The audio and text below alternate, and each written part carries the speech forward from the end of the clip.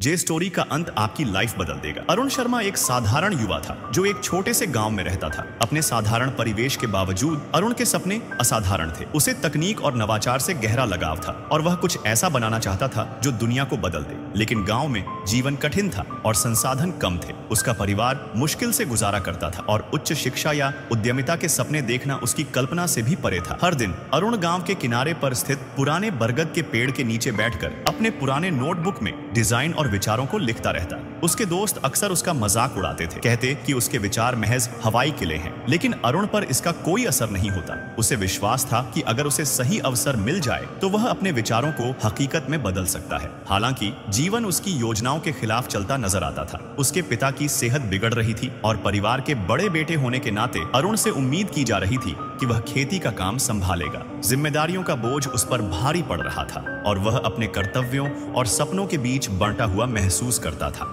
एक दिन जब अरुण बाजार से लौट रहा था तो उसे चौराहे पर एक रहस्यमयी बुजुर्ग मिले। वह आदमी फटे पुराने कपड़े पहने था, लेकिन उसकी आंखों में ज्ञान की चमक थी। उसने अपना नाम गुरु बताया, जो एक यात्री था और दुनिया के हर कोने से ज्ञान इकट्ठा कर चुका था। गुरु ने अरुण के हाथ में नोटबुक देखी और उसके बारे में पूछा। अरुण ने शुरुआत में संकोच किया, लेकिन फिर उसने अपने सपने और विचार गुरु के साथ साझा किए। गुरु ने ध्यान से सुना, बीच बीच में सिर हिलाते रहे, लेकिन ज्यादा कुछ नहीं कहा। जब अरुण ने अपनी बात पूरी की तो गुरु ने बस इतना कहा, तुम्हारे अंदर आग है, लेकिन आग को जलाने के लिए ईंधन चाहिए। अगर तुम सच में सफल होना चाहते हो तो तुम्हें एक यात्रा पर जाना होगा, एक यात्रा जो तुम्हारी दृढ़ता और संकल्प की परीक्षा लेगी। अरुण उत्सुक था, लेकिन संदेह से भरा हुआ था। कौन सी यात्रा? वह अपने परिवार और जिम्मेदारियों को कैसे छोड़ सकता था? गुरु उसकी झिझक को भांप गए और कहा, जीत की राह अक्सर छिपी होती है, तुम्हें इसे खुद खोजना होगा। लेकिन याद रखना, सबसे बड़ी लड़ाइयां अंदर ही लड़ी जाती हैं। अरुण कुछ पूछ पाता उससे पहले ही गुरु ने उसे एक पुराना रहस्यमयी नक्शा थमा दिया और रात के अंधेरे में गायब हो गए। नक्शा एक अनजान जगह की ओर इशारा कर रहा था, जिसे अरुण पहचान नहीं सका। भागती पहली परीक्षा। अगली सुबह अरुण ने खुद को नक्शे को देखते हुए पाया। नक्शे का अनुसरण करना एक साथ रोमांचक और डरावना था। लंबी सोच विचार के बाद उसने विश्वास की एक छलांग लेने का फैसला किया। उसे पता था कि अगर उसने कोशिश नहीं की तो वह इसे जीवन भर पछताएगा।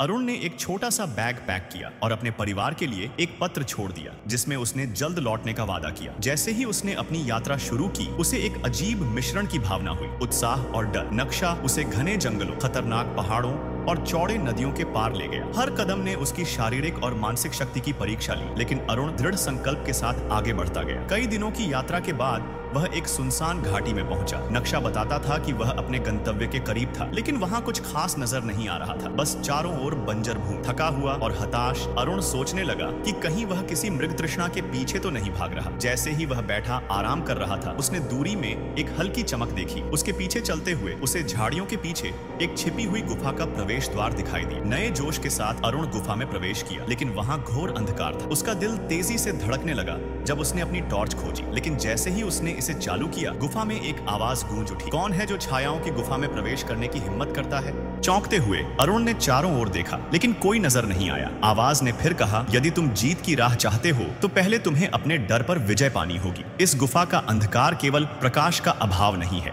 यह तुम्हारी शंकाओं, असुरक्षाओं और सबसे गहरे डर का प्रतिबिंब है। अरुण ने महसूस किया कि यह वही पहली परीक्षा थी जिसका जिक्र गुरु ने किया था। गुफा उसके दिमाग का रूपक थी, जिसमें आत्मसंदेह और असफलता का डर भरा हुआ था। उसे इन छायाओं का सामना करना था। गुफा के अंदर अंधकार में डूबे हुए अरुण के मन में शंकाओं और डर की आवाजें गूंजने लगी। ये आवाजें कह रही थीं कि वह सफल नहीं हो सकता, कि उसे अपने सपनों का पीछा छोड़ देना चाहिए और कि वह अपने प्रयासों में विफल हो जाएगा। लेकिन अरुण ने ठान लिया था कि वह इन डर के सामने नहीं झुकेगा। वह चलते हुए अपने पिता के शब्दों को याद करता है, जिन्होंने हमेशा उसे सिखाया था कि असली शक्ति भीतर से आती है। उसने उन बलिदानों को याद किया जो उसके परिवार ने उसे समर्थन देने के लिए किए थे, भले ही उनके पास देने के लिए कुछ खास नहीं था। उसने गुरु के शब्दों को याद किया, जो उसे याद दिलाते थे कि सबसे बड़ी लड़ाइयां हमारे भीतर होती हैं। जैसे जैसे वह आगे बढ़ता गया, गुफा में छायाओं ने आकार लेना शुरू कर दिया।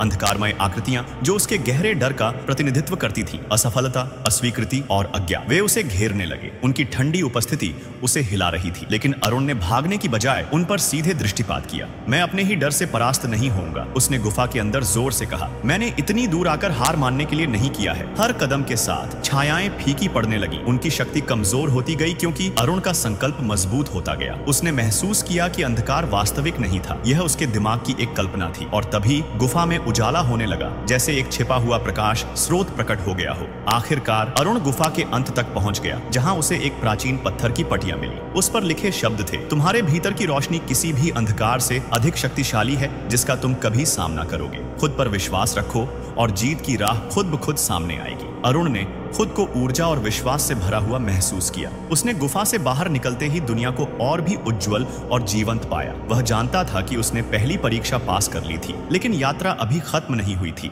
नक्शा ने अरुण को एक दूरस्थ गांव में पहुंचा दिया, जो पर्वतों के गहरे भीतर छिपा हुआ था। गांव के निवासियों ने उसका गर्मजोशी से स्वागत किया, उसे भोजन और आश्रय प्रदान किया। अरुण को जल्द ही पता चला कि यह गांव अन्य सभी से अलग था। यहाँ के निवासी सभी पूर्व सपने देखने वाले थे, जो कभी आत्मखोज की अपनी यात्रा पर निकले थे। गांव के बुजुर्ग मीराबाई नामक एक समझदार महिला ने अरुण को गांव के इतिहास के बारे में बताया। यह एक ऐसी जगह थी जहाँ लोग धैर्य और दृढ़ता के सच्चे अर्थ को सीखने के लिए आते थे। गाँव वाले सभी ने अपनी अपनी परीक्षाएं और कठिनाइयां झेली थीं, और वे एक समुदाय बनाने के लिए एक साथ आए थे, जहां वे अपने ज्ञान को साझा कर सकें और एक दूसरे का समर्थन कर सकें। मीराबाई ने अरुण में संभावनाएं देखी और उसे गांव के तरीकों में प्रशिक्षित करने की पेशकश की। उनके